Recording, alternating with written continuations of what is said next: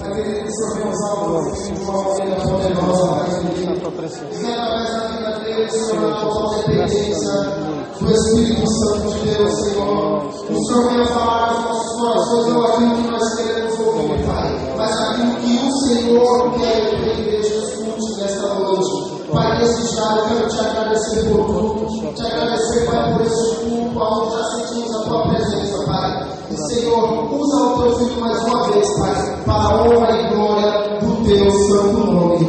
Amém. Essa mancheta. Meus irmãos, a paz do Senhor. Amém. Para mim também é motivo de bastante alegria ter essa oportunidade tão maravilhosa de estar aqui com os irmãos para esse culto de jovens. E é muito bom, irmãos, quando nós nos reunimos à presença de Deus, não é? Trago aqui uma saudação do nosso pastor Gilberto Ferraz. Eu já falei isso já o pastor, mas eu quero falar mais publicamente. Ele disse: está debaixo da minha bênção. Então essa é um abraço que ele traz para toda a igreja aqui do Tulipas, é o nosso setor aqui. Também os irmãos que fizeram o convite, que Deus possa abençoá-los de uma maneira maravilhosa. Irmãos, vamos ver a palavra de Deus. Abra comigo sua Bíblia no Evangelho segundo escreveu Lucas, no capítulo 24.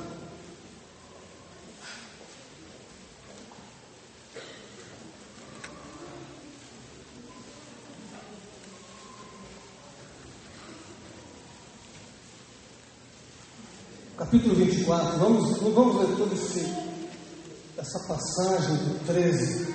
Nós vamos ler só lá no 30. Quem achou, diga amém. Amém. E aconteceu que, estando com eles à mesa, tomou o pão e abençoou e partiu e lhe deu. Abriram-se então os olhos e o conheceram, e ele desapareceu-lhes, e disseram um para o outro: porventura não ardia em nós o nosso coração quando pelo caminho nos falava e quando nos abria as Escrituras? Meus irmãos, a história mais bela e mais trágica acabara de ser escrita no palco da história. Uma mistura de ternura, de horror, aonde o pincel de Deus ele deixa a sua assinatura na história, no mundo. Quando uma pós-adolescente, virgem, dá à luz a um filho na cidade de Belém, da Judéia, esse menino cresce em Nazaré da Galileia.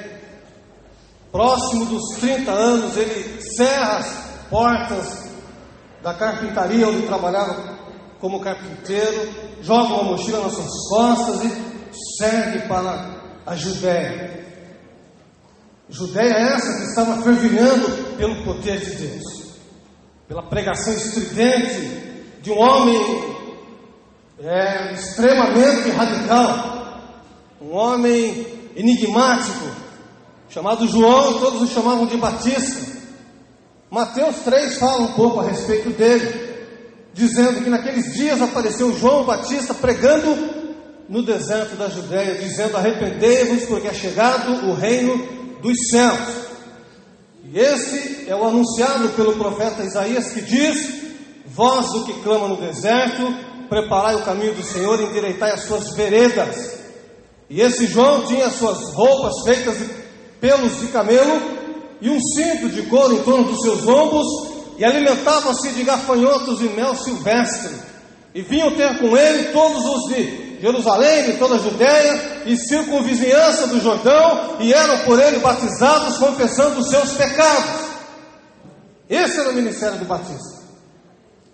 Quando Jesus se aproxima de Jerusalém, passara pelo Rio Jordão, lá estavam aglomerados de pessoas em torno desse homem, desse pregador que era extremamente consumido pelo zelo das coisas de Deus.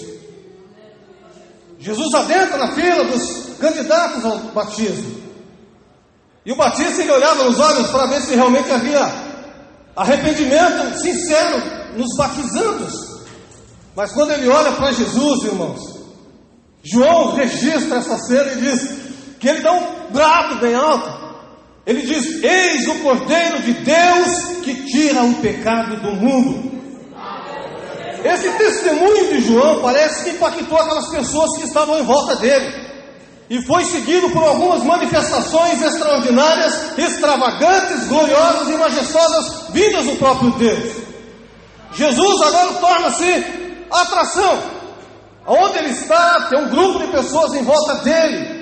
E quando ele começa a exercer o seu ministério, ou palmilhar as terras da Palestina, falando do amor de Deus, aquelas pessoas começam a fluir cada vez mais. E vai despertando um desejo, ou vai florescendo uma aspiração messiânica dentro daquele povo. Aquelas pessoas que tinham um pouco mais de intimidade com a palavra, com o Antigo Testamento na época, que era disponível àqueles homens, eles começavam a analisar e ver e verificar se tinha de fato alguma probabilidade daquele homem que estava ali pregando ser o Messias. Isso é, aquelas pessoas que tinham uma familiaridade com a palavra de Deus, eles tinham mais facilidade para discernir as coisas, e também eles viviam um dia de perspectivas melhores, porque a grande maioria estava desanimada, pagando impostos pesadíssimos para os romanos, vivendo com a terra ocupada, sem liberdade. Muitos já estavam desanimados, mas aqueles que guardavam essa palavra aqui, eles tinham esperança no coração, irmãos. Aqui cabe para nós, sabe o que? Essa palavra aqui, ela é tremenda. Essa palavra tem o poder de florescer a esperança no coração do homem. Essa palavra que levanta o caído, que fortalece o fraco. Essa palavra que traz esperança, faz o morto reviver no âmbito espiritual. Vivifica o homem. É por isso que o salmista escreve no Salmo 119, lá no verso 49, ele diz assim: lembra-te da tua palavra dada a teu servo, na qual me fizeste esperar. Isto é a minha consolação, porque a tua palavra me vivificou. Essa palavra, irmãos, olhando a palavra, lendo a palavra, meditando na palavra, ouvindo a palavra, pregando a palavra, ensinando a palavra, faz-nos também termos perspectivas de dias melhores. Quem guarda essa palavra aqui sabe que o dia de amanhã, ainda que seja tudo difícil, mas vai ser melhor, vai melhorar, porque essa palavra produz nele alguma coisa diferente. E a Bíblia nos chama de bem-aventurados aqueles que guardam essa palavra. Apocalipse 22:7 nos diz assim: eis que presto venho, bem-aventurado aquele que guarda as palavras da profecia desse livro. A palavra ali, bem-aventurado, é Macários. Macários é benditos. Essa palavra faz toda a diferença. Mas aqui, irmão, seguindo aqui à frente, adiante um pouco, ele traz para perto dele 12 homens. Esses 12 homens vão ver alguma coisa a mais nele, vão experimentar alguma coisa, ou compartilhar alguma coisa que os outros demais que estavam mais distantes, parece que não tinham esse privilégio. Aqueles homens começam a andar com ele, e quando começa a ver as coisas que ele fazia, ele andava, ele começava a falar, as pessoas se impressionavam com a sua voz, delicada, melodiosa, extraordinária. Ele coloca a mão dos enfermos, os enfermos são curados. Ele coloca a mão no cego, o cego começa a enxergar e ver o colorido da vida, do mundo. Ele coloca a mão no surdo, o surdo começa a ouvir o barulho das multidões. Ele coloca a mão no mudo, o mundo começa a cantar louvores a Deus. Ele chama o morto levanta e começa a andar no meio da sociedade. Ele fala com o vento e com o mar como se fala com o menino, e eles obedecem ambos de uma maneira extraordinária, obedecem a sua voz. Ele anda nas águas do mar da Galileia como se anda numa calçada de concreto usinado. Ele multiplica pães de cevada e 2 peixes. A substância começa a ser criada, a aparecer nas digitais dos seus dedos. e aqueles homens ficam embasbacados, ficam maravilhados e vão chegar a uma conclusão que aquela pessoa que está diante deles ali é uma pessoa diferente, que aquela pessoa com metro alguma coisa, cabelo de algum tipo, com roupas típicas do cidadão galileu, é Deus.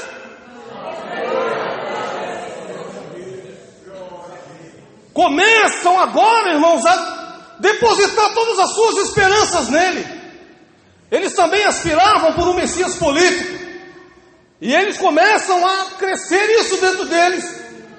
E todas as vezes que subiam para Jerusalém, começavam a discutir pelo caminho. Olha, um dia o mestre vai entrar naquela cidade, vai ser aclamado rei, vai passar o fio da espada no coração de Herodes, vai destituir Pilatos, vai desfazer todas as injustiças, vai trazer igualdade, vai humilhar os romanos, e a nação de Israel vai ser líder do mundo. Essa esperança vai crescendo cada vez mais, irmãos, até o dia que eles adentram um dia em Jerusalém. Ali está uma grande multidão recebendo e cantando e clamando: Hosanas, Hosanas, aquele que vem em nome do Senhor. Passados 3 dias, alguma coisa acontece, as coisas dão uma guinada de 180 graus. Quando eles menos esperam, o seu mestre estava sendo julgado diante de Pilatos. Aquela multidão que estava aplaudindo ele na sua chegada à cidade, radicalmente, inexplicavelmente mudam de lado e começam a pedir para crucificá-lo. Quando eles olham só a silhueta daquele homem na cruz, mataram o seu mestre. Agora, irmãos, imagine a decepção daquelas pessoas, daqueles homens, principalmente esses 12, ou aqueles que estavam mais próximos dele. Aos poucos vão se virando, cada um, naquela horrenda sexta-feira, e vão voltando para sua casa, desanimados, cabisbaixos, decepcionados, frustrados, porque depositaram todas as suas esperanças no ministério dele. E eles estão deixando lá, só observam. Antes do entardecer está ali José de Arimateia, está ali Nicodemos com seus servos, removem aquele corpo da cruz, o envolvem no lençol branco, conduzem até uma sepultura aberta numa rocha, uma sepultura nova, e rola uma grande pedra. Acabou. Ficaram desanimados. E aqui nós vemos um texto, irmãos, não lemos todos eles, aonde Lucas vai contar a história de 2 desses discípulos que não faziam parte dos 12, mas vai falar dele. Não eram importantes aqui como Pedro, como Tiago, como João, mas tinham sim o seu valor para Deus. Quando nós olhamos, irmãos, a Bíblia Sagrada, nós encontramos um Deus que não faz acepção de pessoas.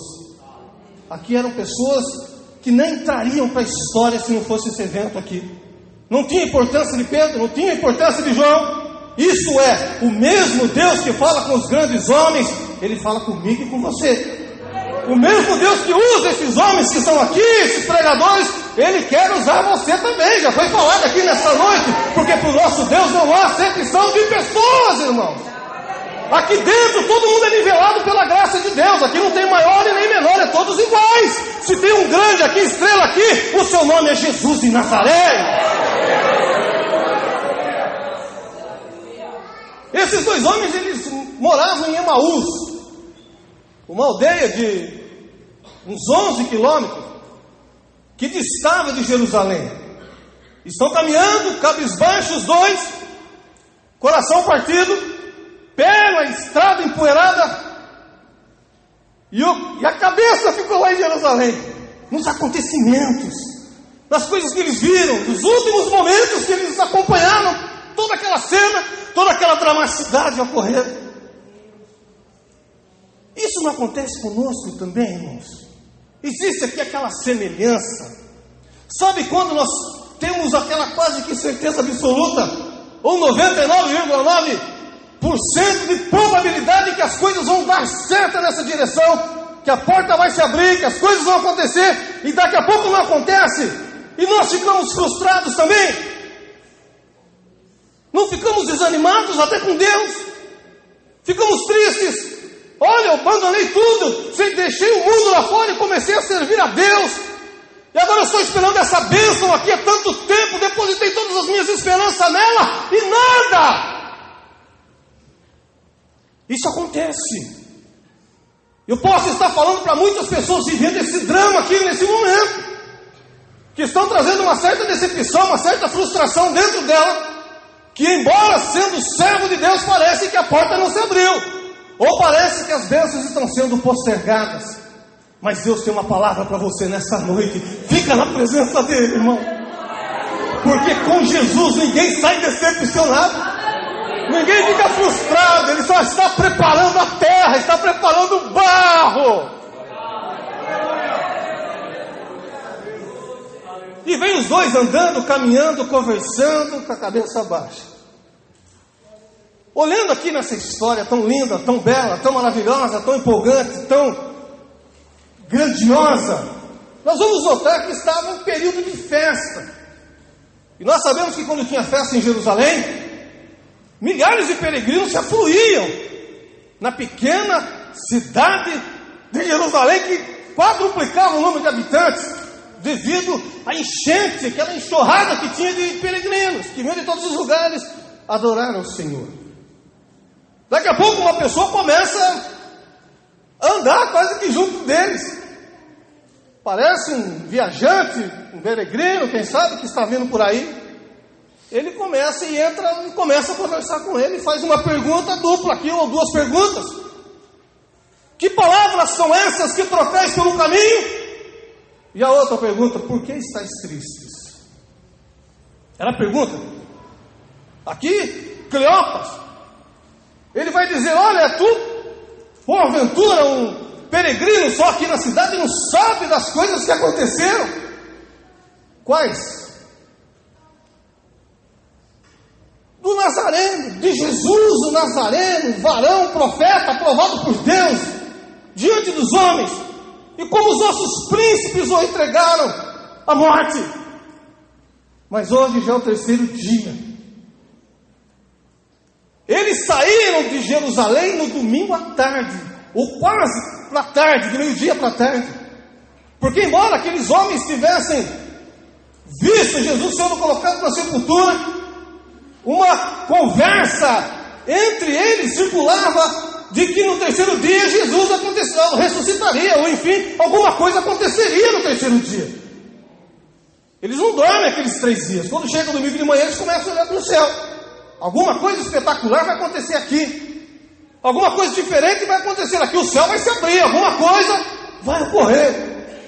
E não aconteceu nada, eles estão dizendo para aquela pessoa que era o próprio Jesus que estava do lado deles, dizendo de um que estava morto, falando que aquele que estava morto para aquele que estava vivo. E nós esperávamos que ele trouxesse a redenção para Israel. Sabe qual era a redenção que eles estavam esperando?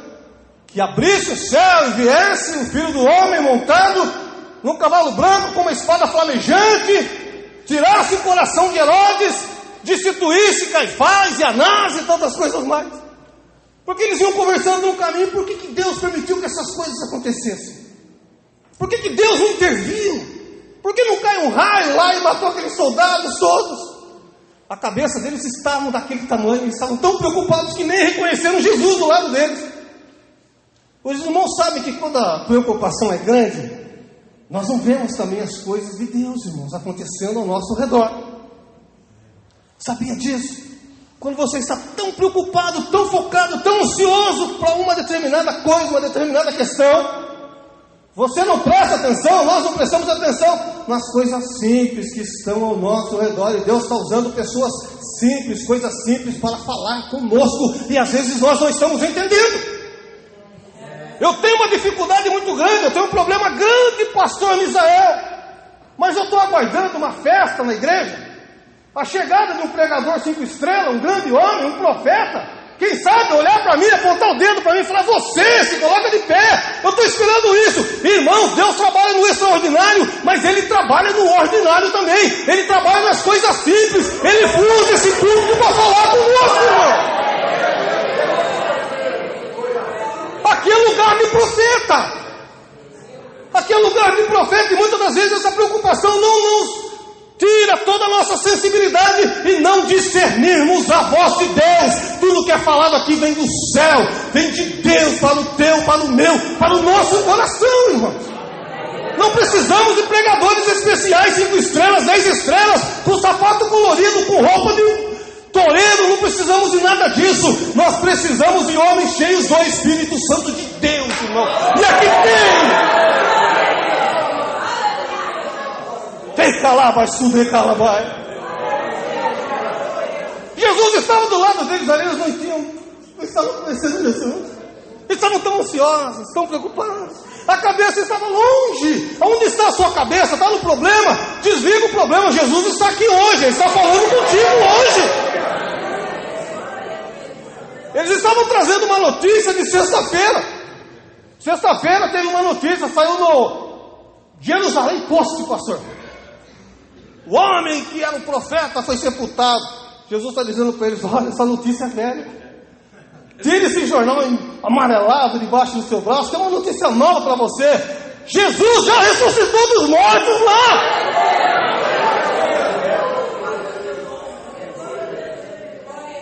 Eles estavam tentando explicar para Jesus que Jesus tinha morrido, irmão, mas Jesus estava ali com eles. E Jesus está aqui conosco também, irmão.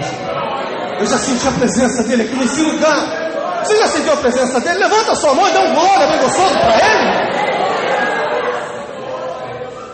Pastor Misael, sabe qual que é a diferença dos nossos encontros, dos nossos ajuntamentos, dos nossos cultos que nós realizamos, com esses encontros, com essas reuniões, aí fora de tantas heresias, de tantas seitas?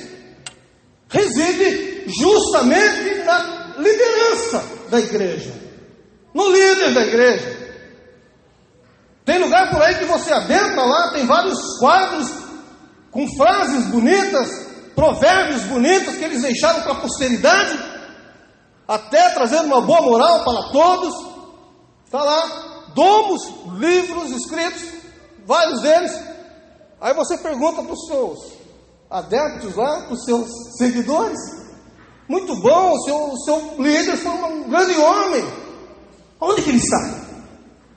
Ele vai dizer: olha, ele foi um grande homem, ele pregou, ele andou, ele fez isso, fez aquilo, coisas impossíveis. Só que ele está sepultado lá na China. No outro lugar vai dizer a mesma coisa, repetir as mesmas palavras: está sepultado no Japão, está sepultado na Índia. Irmãos, essa aqui é a única reunião do mundo que o nosso líder participa conosco das nossas reuniões, porque ele é vivo! Ele é vivo, irmãos! Ele ressuscitou dos mortos! João estava na ilha de Patmos com mais de 90 anos de idade. Todas as vezes que João ia orar, João fechava os olhos. Uma cena que não saía da mente de João era a cruz. Era aquele homem lá se contorcendo na cruz do meio. Seu mestre morrendo naquela cruz. Ele foi conduzido lá na ilha de Patmos. Aquele senhor idoso, certa feita, ele está andando na ilha de Patmos e Deus se revela para ele. Fecharam-se as portas da pregação para ele em Éfeso, mas Deus abriu uma porta no céu. Se abrir uma porta para você aqui na terra, fica tranquilo que Deus tem outra porta maior abrindo para você também em algum lugar por aí. Porque Deus, ele costuma nos surpreender, sabia, irmãos? Quando nós esperamos que essa porta que vai abrir, ele abre uma outra, sempre nos surpreendendo. E João escreve a carta lá em Apocalipse, ele escreve assim: olha, graça e paz seja convosco da parte daquele que era e que há e que há de vir, e da dos 7 espíritos que estão diante do seu trono, e da parte de Jesus Cristo, que é fiel testemunho, o primogênito dos mortos e o príncipe dos reis da terra, aquele que nos ama e em seu sangue nos lavou dos nossos pecados e nos fez reis e sacerdote para seu Deus e Pai. A Ele honra e glória no dia da eternidade. Eis que vem com as nuvens e todo olho o verá, até mesmo aqueles que o traspassaram, e toda a terra se lamentarão sobre ele. Sim, o amém. Eu sou o alfa, o ômega, o princípio e o fim. Ele está andando naquela ilha cheia de pedras. Daqui a pouco ouve uma voz chamando João atrás dele como voz de trombeta, e diz que ele olha para ver quem falava com ele. Ele vê 7 candeeiros de ouro, e entre os 7 candeeiros de ouro, um semelhante ao Filho do Homem, com uma veste talar e um cinto de ouro em torno dos seus lombos. João olha para sua cabeça, era branca como a lã, seus cabelos eram brancos como a neve, e os seus olhos como chama de fogo. João olha para os seus pés, era semelhante a um latão reluzente que fora refinado numa fornalha. A sua destra tinha 7 estrelas, e da sua boca saiu uma aguda espada de 2 fios. E de João, com essa visão, João começa a estremecer e a cair diante dele, e ele coloca sobre ele a sua destra, a sua mão direita, e diz: não temas, eu sou o alfa e o ômega. Fui morto, mas eis que estou vivo pelo século dos séculos, e ele está aqui hoje. Oh, glórias a Deus! Eles não conheceram Jesus, e Jesus olha para eles: olha, tardios de coração, nécios. Não era um termo pejorativo, nada disso. Para crer naquilo que as Escrituras estavam dizendo. Na verdade, eles estavam frustrados, estavam tristes. Não é porque eles haviam entrado num barco furado, nada disso, mas era porque eles não estavam entendendo o que Deus estava fazendo. E muitos de nós também batemos tanta cabeça, irmãos, porque não sabemos o que Deus está querendo fazer.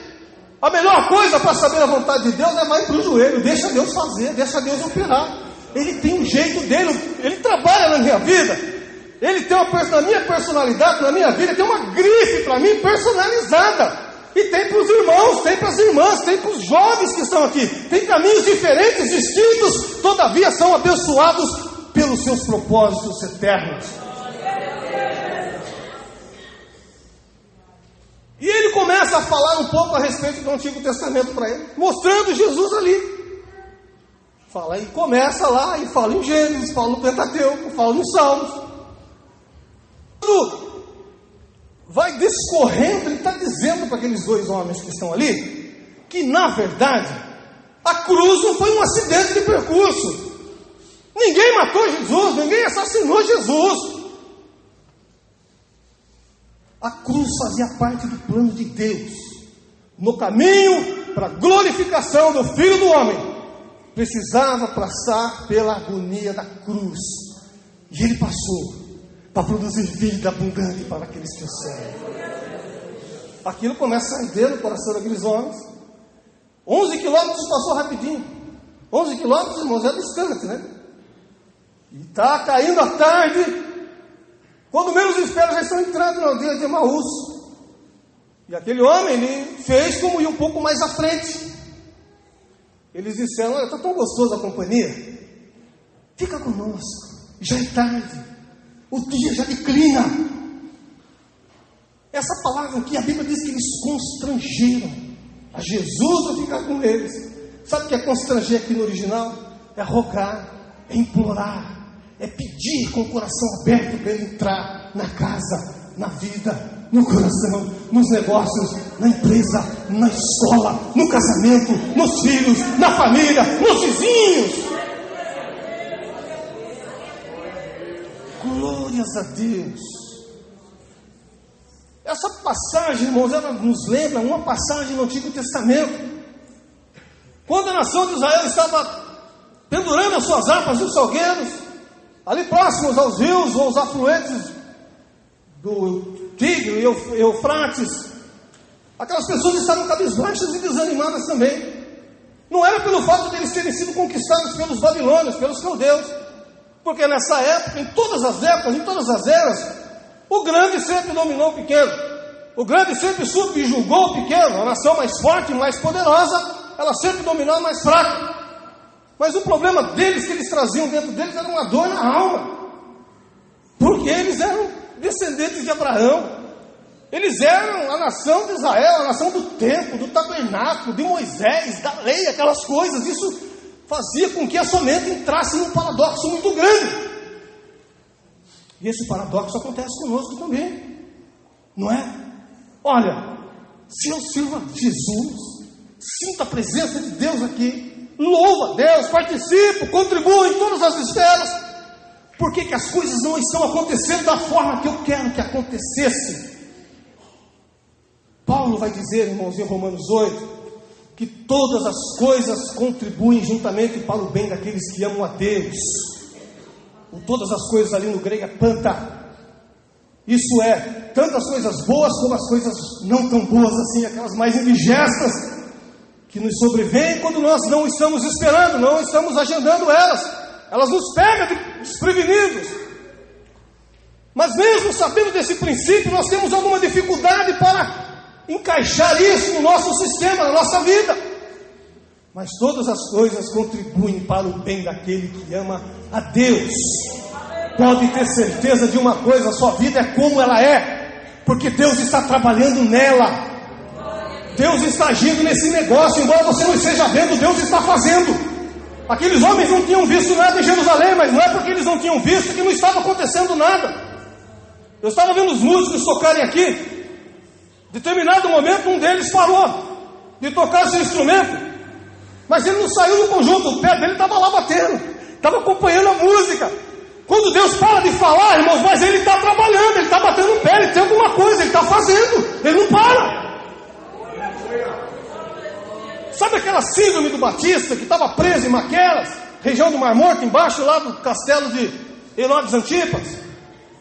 O drama que ele vivia ali dentro, tinha até um buraco, tanto ele rodava lá dentro em círculos. Ele recebia a visita dos seus discípulos, e cada visita ele falava: e aí, como que está o negócio lá fora? O reino já instaurou, o reino já materializou, o reino já criou substância. Não, João, fala do mesmo jeito. Não mudou nada, não mudou nada. Tanto que eu falei desse reino, quando ele conseguia olhar pela janela, ele só via as colunas dos soldados romanos marchando para Cesareia. Na concepção de João, ou Jesus estava lento demais, ou não era aquele que ele tinha pregado. Não era Jesus que estava lento, era o Batista que estava adiantado. Tem muita gente adiantada, irmãos. Tem muita gente adiantada, espera, dá um tempo, espera Deus abrir a porta, espera Deus agir nesse negócio. Fica preocupado não, sai daqui hoje, coloca a sua cabeça no travesseiro, tranquilíssimo, que Deus, Ele está no controle de tudo. Na agenda de Deus que sobrepõe todos os nossos interesses, há um tempo determinado para todos os propósitos dele. Diz Eclesiastes, Eclesiastes 3, há tempo de nascer e tempo de morrer. Mas entre o nascimento e a morte tem tempo de plantar, tempo de colher, tempo de chorar, tempo de sorrir, tempo de abraçar, tempo de deixar de abraçar. Tudo tem o tempo certo, na hora certa a bênção vai chegar na sua vida. Constrangeram um tanto que ele resolve entrar. Ele adentra. A tardezinha, a hora do pão, e dão o pão para ele fazer o agradecimento. Não é? A oração de um judeu do primeiro século, irmão, girava em torno de palavras mais ou menos assim: Senhor, Rei do Universo, que fazes a chuva descer, fazendo nascer o trigo para trazer pão para saciar o homem. Jesus tinha feito aquilo centenas de vezes na frente deles. Quando Jesus começa, a forma que ele pega no pão, a forma que ele vira o pão, a forma que ele começa a olhar para o céu, a forma como ele começa, as palavras que ele usa, quando vai levantando a sua mão, a água vai descendo, aparece atrás daquele pão a marca do calo de Jesus. Ele que está aqui, ele desapareceu no meio deles, irmão. Louve, glorifica a Deus, porque o Senhor está aqui, irmão.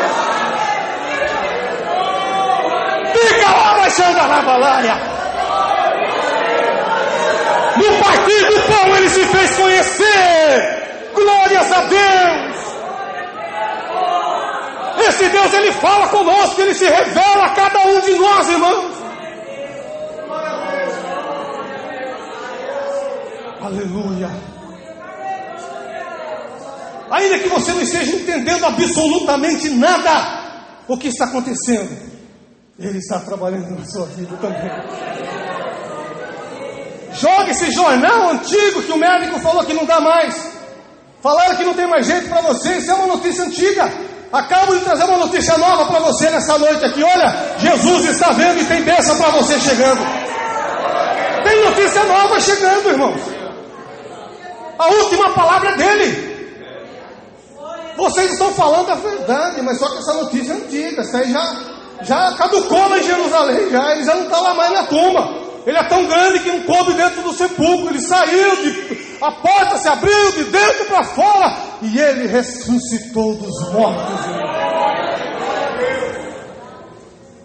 E vai vir buscar a igreja.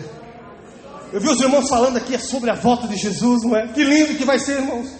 Paulo tenta dizer isso para os crentes de Corinto.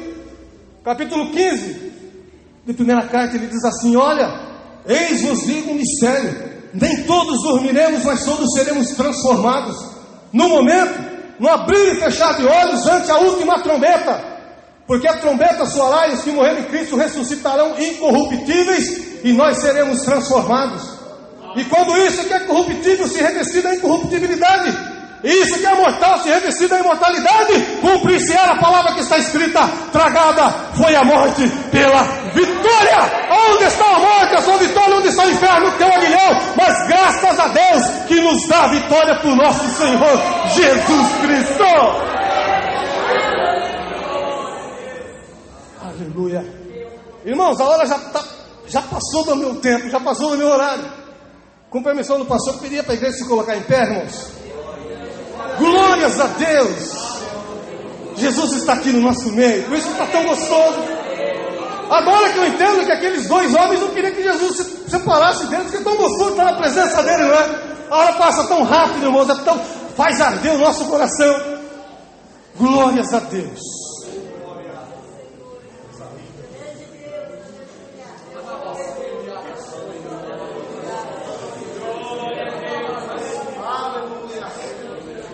Glórias a Deus. Eu quero fazer um convite aqui nessa noite. Aleluia. Foi Deus que te trouxe aqui hoje.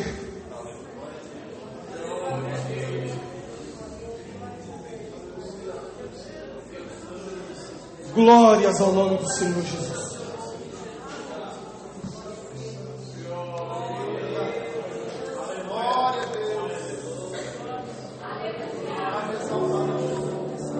Quem sabe canta, irmãos.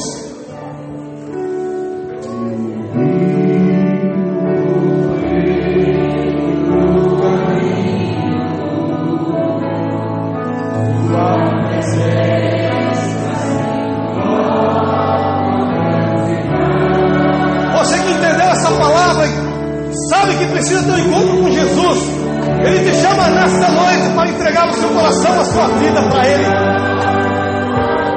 Onde está a primeira pessoa para Jesus nessa noite?